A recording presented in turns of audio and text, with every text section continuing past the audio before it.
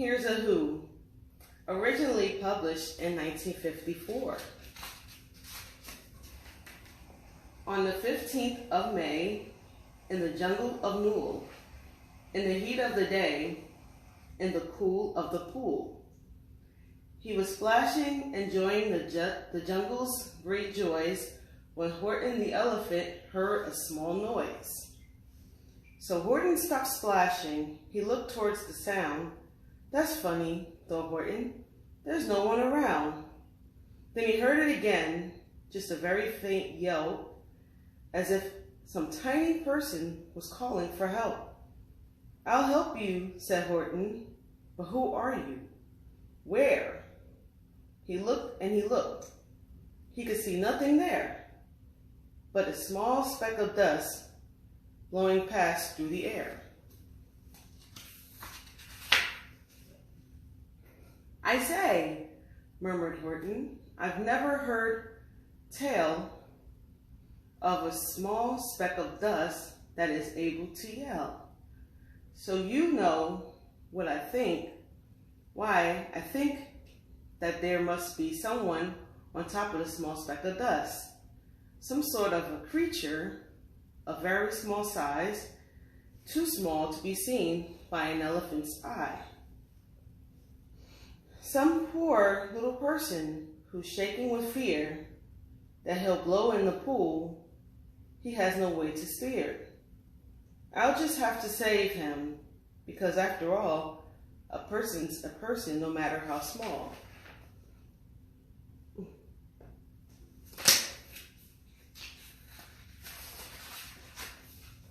So gently, and using the greatest of care, the elephant stretched his great trunk through the air, and he lifted the dust speck and carried it over and placed it down safe on a very soft clover. Humph, humphed a voice. 'Twas a sour kangaroo, and the young kangaroo in her pouch says humph too.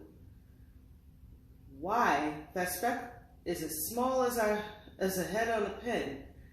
A person of that, why, there never has been.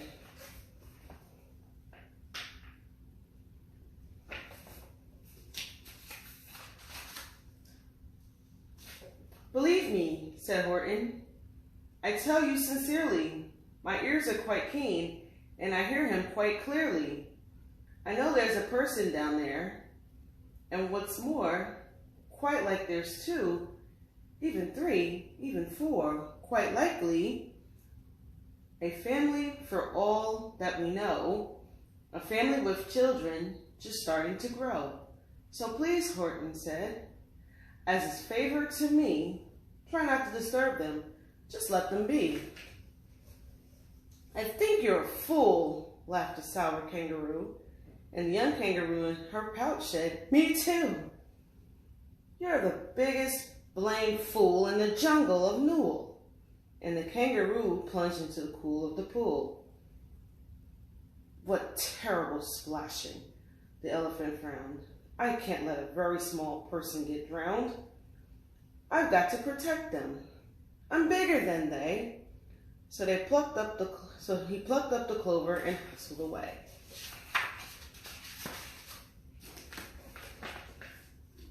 Through the high jungle treetops, the news quickly spread.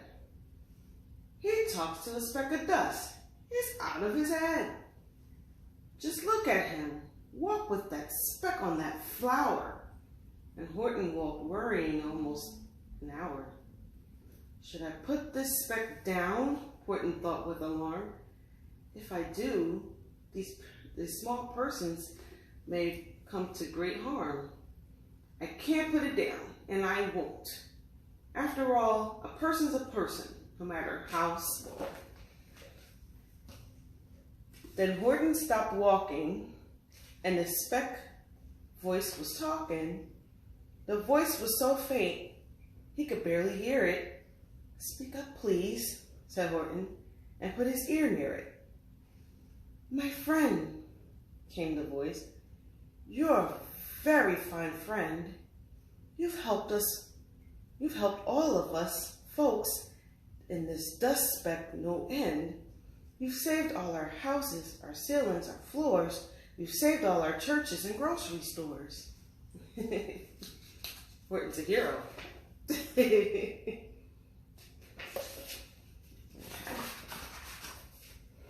You mean, Horton gasped, you have buildings there too? Oh yes, piped the voice. We most certainly do. I know, called the voice. I'm too small to be seen, but I'm mayor of the town that is friendly and clean. Our buildings to you will seem terribly small, but to us we aren't big. They are wonderfully tall. My town is called Whoville, for I am a Who, and we Whos are thankful and grateful to you. And Horton called back to the mayor of the town, you are safe now. Don't worry, I won't let you down. But just as he spoke to the mayor of the speck, 3 big jungle monkeys climbed up Horton's neck. The Wickersham brothers came shouting, what rot! This elephant's talking to Whos who are not. There aren't any Whos, and they don't have a mayor, and we're going to stop all this nonsense, so there. It's fun. Horton, poor little Horton. These little Whos and these crazy monkeys. They snatched Horton's clover, they carried it off to a black-bottomed eagle named Vladamoff, a mighty strong eagle of very swift wing. And they said, will you kindly get rid of this thing? And before the poor elephant could even speak, that eagle flew off with the flower in his beak. Ooh. All that late afternoon and far into the night, that black-bottomed bird flopped his wings in fast flight, while Horton chased after with groans over stones that tattered his toenails and battered his bones, and begged, please don't harm all of the little folks who have so much right to live as us bigger folks do. But far, far beyond him, that eagle kept flapping, and over his shoulders called back, quit your yapping. I'll fly through. I'm a bird, I don't mind it. I'll hide this tomorrow where you'll never find it. Ooh.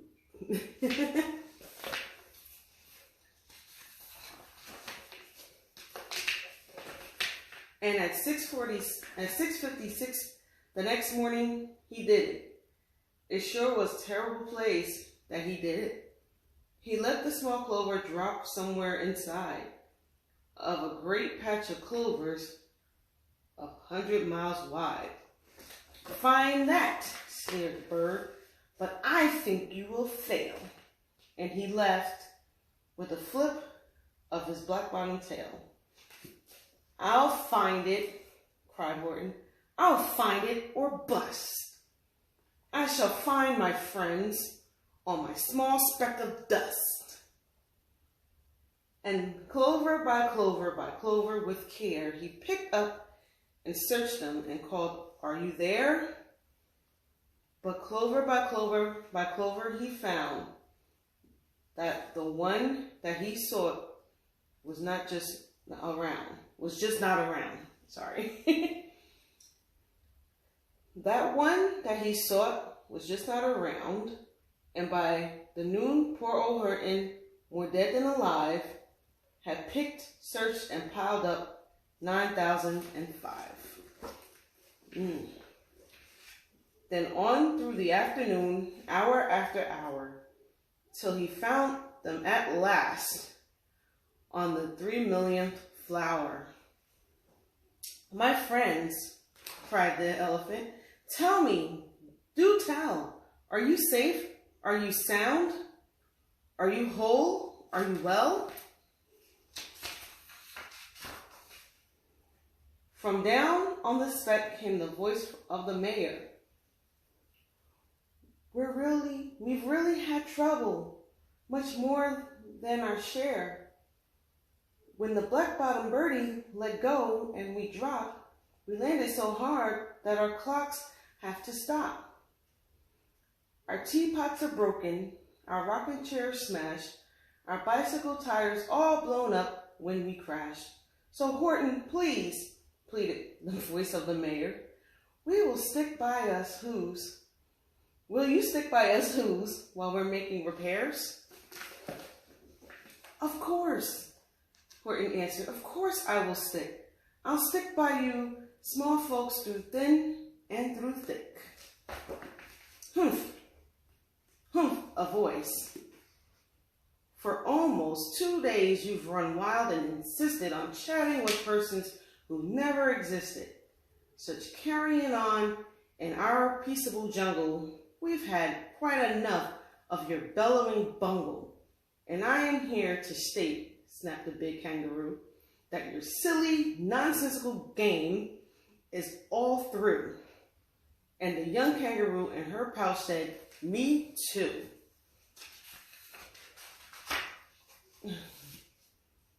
With the help of the Wickerman brothers and dozens of Wickersham uncles and Wickersham cousins and Wickersham in-laws who helped I've engaged, you're going to be roped and you're going to be caged. And as for your speck of dust, that we shall boil in the hot steaming kettle of bezelnut oil. Boil it? Gasped Horton. Oh, that you can't do. It's all full of persons. They'll prove it to you. Mr. Mayor, Horton called. Mr. Mayor, you've got to prove now that you really are there. So call a big meeting, get everyone out. Make every who holler, make every who shout, make every who scream. If you don't, every who is going to end up in bezelnut stew. Ooh. You don't want that. And down on the dust speck, the scared little mayor quick called a big meeting in Whoville Town Square. And his people cried loudly. They cried loud out of fear. We are here, we are here, we are here, we are here. The elephant smiled. That was clear as a bell. You kangaroos surely heard that very well. All I heard, snapped the big kangaroo, was the breeze and a faint sound of wind through the far distant trees. I heard no small voices, and you didn't either. And the young kangaroo in her pouch said, me neither. Oh yeah, I haven't been showing you guys. Okay.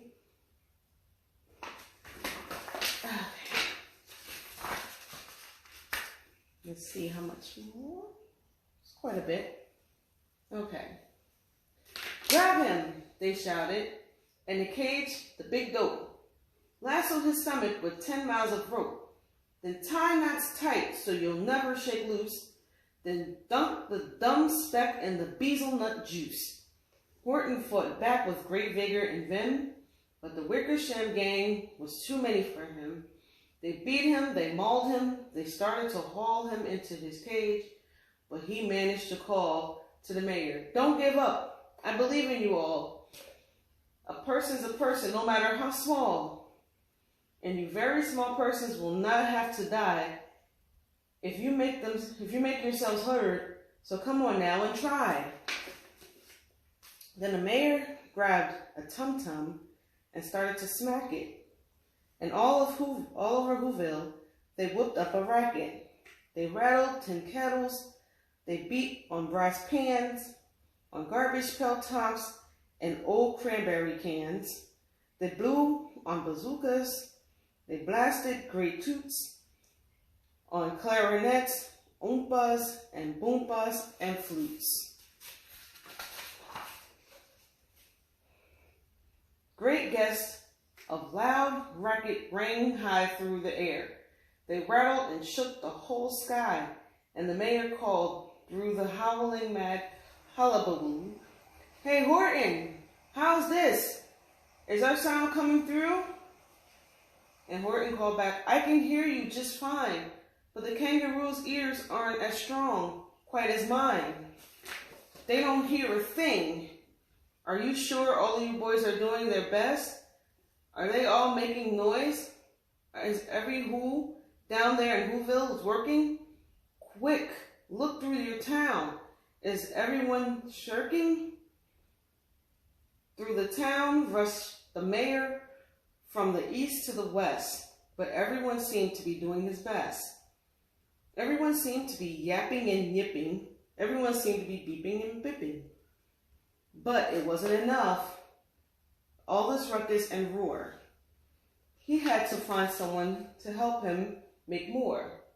He raced through each building, searched floor to floor.